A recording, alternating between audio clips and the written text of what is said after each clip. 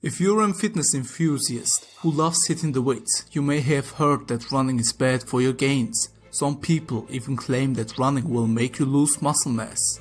But the truth is, running can actually get a great addition to your workout routine. Running provides a host of benefits that can actually help you build muscle and get stronger.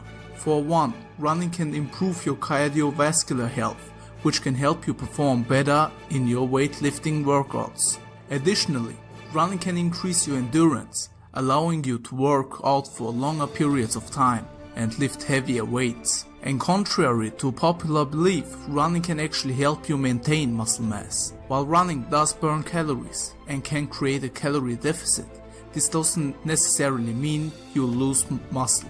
In fact, running can actually stimulate the production of human growth hormone, which can promote muscle growth. Of course, if you're worried about losing muscle while running, there are steps you can take to minimize the risk. For one, make sure you're eating enough calories to support both your running and weightlifting workouts. You should also make sure that you're getting enough protein to support muscle growth and recovery.